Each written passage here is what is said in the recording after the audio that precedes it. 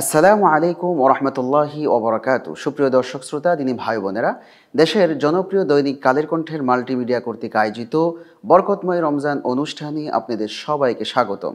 প্রিয় দর্শক, আজ কথা বলবো তারাবির রাকাত সংখ্যা ও তা আদায়ের পদ্ধতি নিয়ে। প্রিয় দর্শক, আল্লাহ রব্বুল আলামিন আমাদেরকে রমজান দান করেছেন, রমজানে অনেকগুলো আমল দিয়েছেন, যে আমলগুলোর মাধ্যমে আমরা আল্লাহ তাআলার নৈকট্য অর্জন করতে পারি। এই মাস ছাড়াও আমরা অন্যান্য মাসে অনেক আমল করি, যার মাধ্যমে আমাদের সঙ্গে আল্লাহ তাআলার একটা গভীর সম্পর্ক তৈরি হয়, আমরা আল্লাহর সঙ্গে গভীর সম্পর্ক তৈরি করতে পারি। কিন্তু রমজান মাস একটা স্পেশাল মাস, যে মাসের মাধ্যমে আল্লাহ তাআলা অতিরিক্ত এমন কিছু আমল দিয়েছেন, যে আমলের মাধ্যমে আমাদের এবং তার রবের সঙ্গে আমাদের একটা হৃদ্যতাপূর্ণ একটা সম্পর্ক তৈরি হয়, যে সম্পর্কের মাধ্যমে আমরা দুনিয়াতে উপকৃত হতে পারি, পাশাপাশি আখিরাতেও উপকৃত হতে পারবো ইনশাআল্লাহ। প্রিয় দর্শক, রমজান মাসে যে সমস্ত আমালগুলো আল্লাহ তাআলা আমাদের জন্য অবধারিত করেছেন, এর মধ্যে একটি হলো তারাবির নামাজ।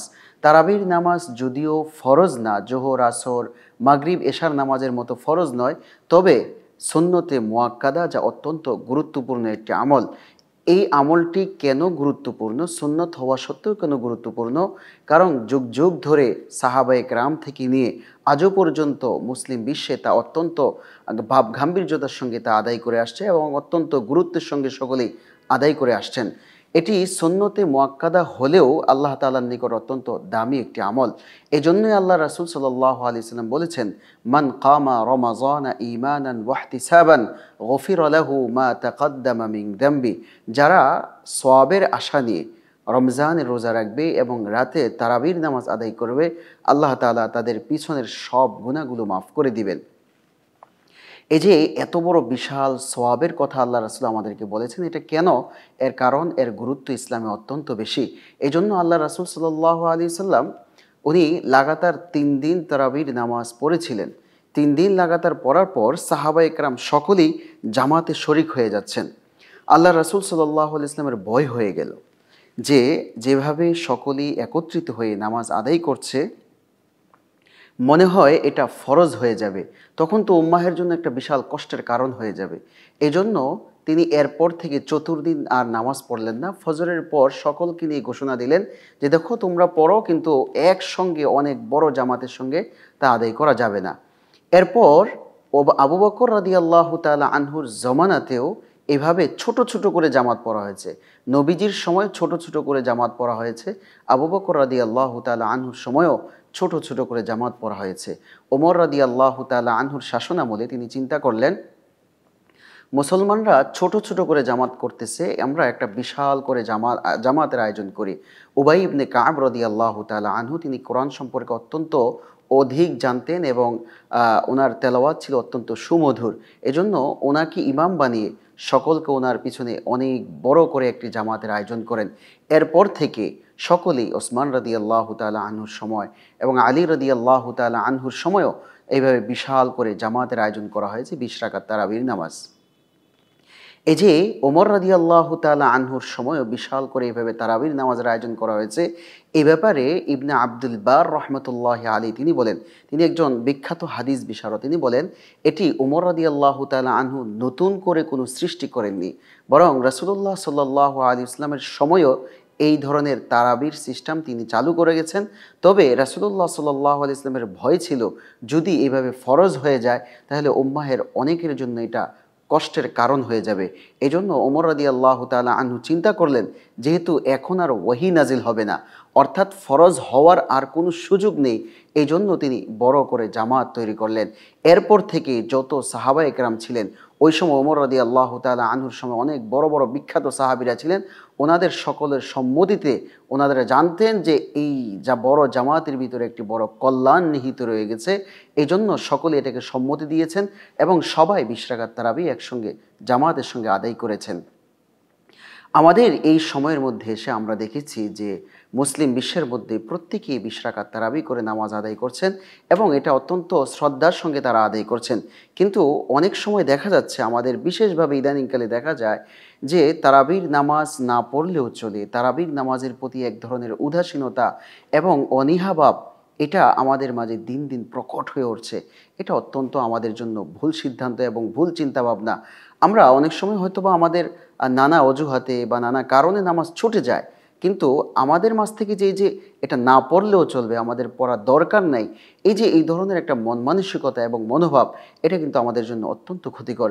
যেখানে আল্লাহ রাসূল সাল্লাল্লাহু আলাইহি ওয়াসাল্লাম এই নামাজ পড়ার জন্য অনেক ক্ষমার ঘোষণা দিয়েছেন এবং সাহাবায়ে কেরাম তারা অত্যন্ত নিয়মতান্ত্রিকভাবে জামায়াতের সঙ্গে আদায় করেছেন।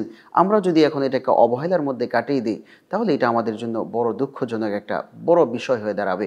এজন্য আমাদের উচিত হবে এই ধরনের কোনো মনোভাব না রাখা, বরং যারা বিশেষভাবে তারাবি পড়বে, তারাবি পড়ার কারণে আল্লাহর সঙ্গে যে একটা গভীর সম্পর্ক তৈরি হবে এবং নিজেদের যে অপরাধগুলো ক্ষমা হবে, এই আশা নিয়ে আমরা চেষ্টা করব ইনশাআল্লাহ সর্বাত্মকভাবে জামায়াতের সঙ্গে 20 রাকাত তারাবির নামাজ আদায় করার জন্য।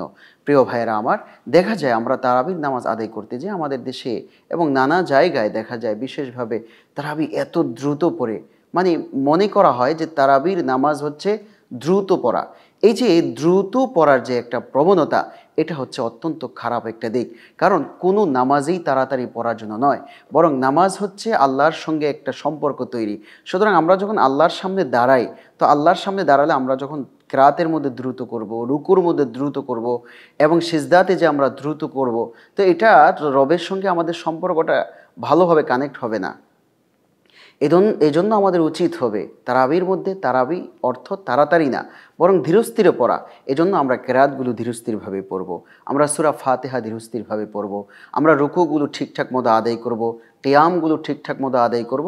এজন্য এই ধরনের তাড়াহুড়া থেকে এবং এই ধরনের মন মানসিকতা থেকে ইমামকেও বেরিয়ে আসতে হবে এবং পিছনে যারা মুক্তাদি রয়েছে তারাও এই ধরনের চিন্তা থেকে বেরিয়ে আসতে হবে। আমাদের দেশে আরেকটি বিষয় লক্ষ্য করা যায় যে সূরা তারাবি এবং খতম তারাবি। খতম তারাবি আমরা সবাই চেষ্টা করব যে আমরা যতই ব্যস্ত থাকি না কেন, আমাদের এই ব্যস্ততার ফাঁকে ফাঁকে হলেও আমরা প্রতিদিন এক খতম কোরআন যেন ইমামের সঙ্গে হয়ে যায় তারাবির নামাজের মধ্যে, আমরা সে চেষ্টা করব। কিন্তু সূরা তারাবি নিয়ে আমাদের মাঝে এক ধরনের ভিন্ন রকম চিন্তা কাজ করে। সূরা তারাবি অর্থ হচ্ছে সূরা ফিল থেকে নিয়ে সূরা নাস পর্যন্ত এই সূরাগুলো দিয়েই তারাবির নামাজ মনে হয় সূরা তারাবি পড়াইতে হয়। এটা একটি ভুল চিন্তা। বরং কোরআনুল কারীমের যে অংশ থেকে আমাদের মুখস্থ থাকবে, অর্থাৎ ছোট হোক বা বড় হোক, আমরা সেগুলোর মাধ্যমে নামাজ আদায় করব। এবার আমরা কিছু বিষয় নিয়ে আসি যে বিষয়গুলোর মাধ্যমে আমরা জানতে পারবো যে তারাবির নামাজের মধ্যে কি ধরনের বিষয় লক্ষ্য রাখতে হয়।